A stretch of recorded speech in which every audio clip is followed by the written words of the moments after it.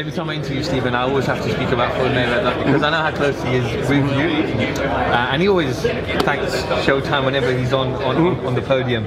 He was here last week, and I spoke to him on Sunday, and I said to him about the Mcgregor fight, what's the latest? And his response was, Mcgregor has signed his side of the deal. I now will go back and speak to Al and the team to sign my part of the deal. And he said the fight should happen.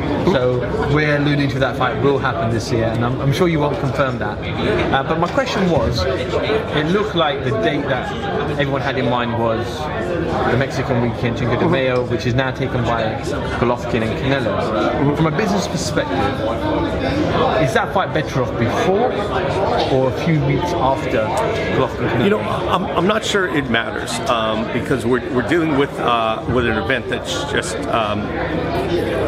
that's massive. I mean, the only comparison that people can really make is Mayweather-Pacquiao, and you could have done that, you know, any day except, you know, Super Bowl Sunday, and it would have been massive. So I don't think, you know, that the date will make a difference commercially. I think the date really is a function of how long it takes to get a deal done, because the reality is it took a long time for UFC and Conor to reach an agreement to allow Conor to participate.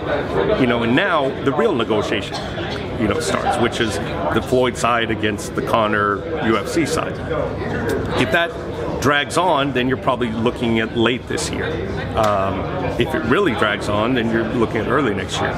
But if people are as motivated as they seem to be, you know, I know how badly Floyd wants it. You know, if we get this done, wrapped up pretty quickly, we could be seeing it, you know, early fall. So I think that's the goal. That's what we've heard from Floyd. And now it's sort of just getting in the room and seeing if people will be reasonable on the kind of deal that they're looking for. We know in the past HBO and Showtime have gone on the same day with big fights. We're not likely to see that, are we? I don't think so. You know, and you know that's, you know, the Mexican holiday has been the date that, you know, that Floyd really elevated. But you know, it's not a date that, you know, that Floyd needs to make it bigger. You know, it's sort of that fight will make the date. You know, not the date making the fight. So there are some fights where, you know, putting them on those dates makes it bigger and adds to it. You know, this one is going to be huge no matter what date it's on. So it's really a function of what works for Floyd in, you know, in the business negotiation and in his preparation. Just a final question: does this fight smash out Pacquiao-Mayweather records?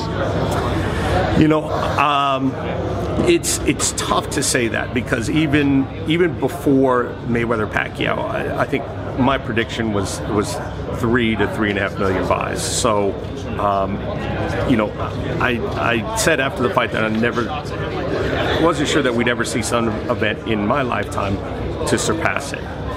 So just because it was so big, I hesitate. But at the same time, I think I have trouble, you know, thinking of a significant group of people who bought Mayweather-Pacquiao who would then say, no, I'm not going to buy Mayweather-McGregor.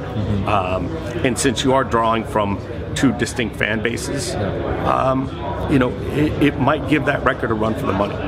Stephen, thank you for your time as always. Happy to do it. And hopefully we'll catch up with you soon. Stephen Espinoza for FightHype.com. Thank you very much.